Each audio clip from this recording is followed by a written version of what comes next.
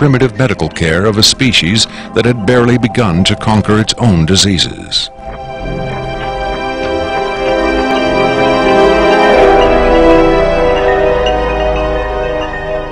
But as we will hear, there are those who claim that to the aliens, death is not a final end to be feared, but a mere transition.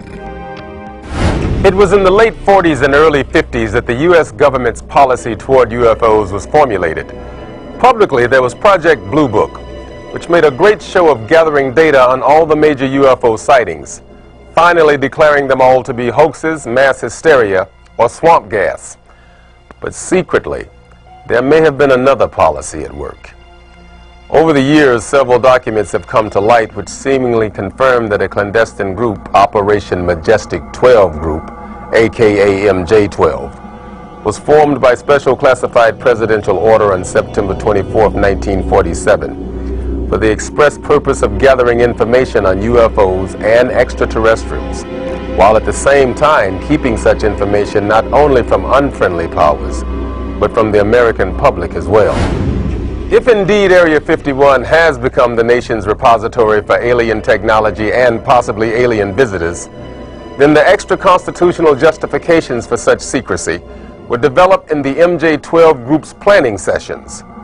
James B. Forrestal, Secretary of Defense under President Harry Truman, is widely accused of being the mastermind behind the creation of MJ-12. Once created, Majestic may have expanded its mandate beyond what Forrestal had intended. Whatever secrets Forrestal may have known concerning flying saucers and alien visitors, that knowledge died with him when in 1949 he mysteriously plunged to his death from a window at Bethesda Naval Hospital. Though he was being treated for depression, many UFO researchers doubt that his death was a suicide, and point to the sinister workings of the possibly mythical MJ-12, which in their hypothesis may have been protecting its secrecy from a man who had come to believe the people had a right to know. As late as 1989, according to Bob Lazar, the identification badges at Area 51 read MADGE for Majestic. In December 1994, a document purporting to be the Majestic 12 Group Special Operations Manual was leaked to a noted UFO researcher. It contains the following directive under the heading Isolation and Custody. EBEs will be detained by whatever means are necessary and removed to a secure location as soon as possible. There follows this disturbing amplification. Although it is preferable to maintain the physical well-being of any entity, the loss of EBE life is considered acceptable if conditions or delays to preserve that life in any way compromise the security of the operations. From the beginning of the UFO age, it seems, secrecy was always the government's prime directive. In 1988, another anonymous government source, codenamed Falcon, claimed that a second extraterrestrial biological entity, EBE-2, voluntarily became a guest of our government, allowing himself to be examined and interviewed. In this scenario, Area 51 became, for a time at least, a sort of extraterrestrial embassy, the setting for mankind's first attempt at diplomacy with beings from another world.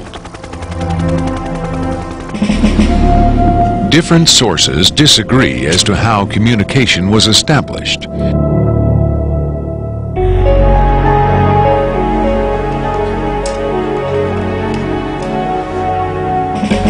There is universal agreement that the EBEs are incapable or unwilling to speak human language.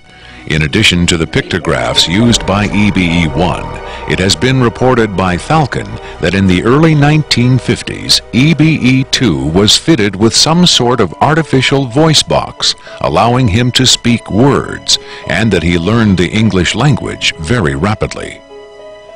Other sources doubt this story, however. By our kind, do you mean we Americans? What has been reported most persistently is that the aliens communicate via thought projection or telepathy. would have been tortured, made to give up their secrets, instead of questioned in this friendly manner. We cannot be forced to communicate. Has it been tried? Not by us. We speak to who's ever willing to listen. The idea of telepathic communication with alien beings carries with it the same doubts and controversy attached to telepathy itself. Do the practitioners of this ancient art really have the ability to read minds? Or are they crafty charlatans who simply tell the listener what he or she wants to hear? If the cynics are right, then the self-proclaimed telepaths recruited by the government in the 1950s were playing an astoundingly daring hoax by claiming to speak for the mute visitors from the stars. Defenders of telepathy call this notion preposterous and point to the long history of government-funded research into mind reading as proof that their science has merit. In the last 4 decades, there have been persistent, often contradictory rumors and even eyewitness accounts of other alien visitors meeting secretly with military or government officials. But what about today? The Tester Corporation has recently come out with a model kit of Gray, the extraterrestrial life form, and a scale model of the so-called sport model, the UFO Bob Lazar says he studied at Area 51. This UFO kit has quickly become one of the most successful model kits in the history of the company. If the military is, in fact, conducting tests of extraterrestrial spacecraft at Area 51,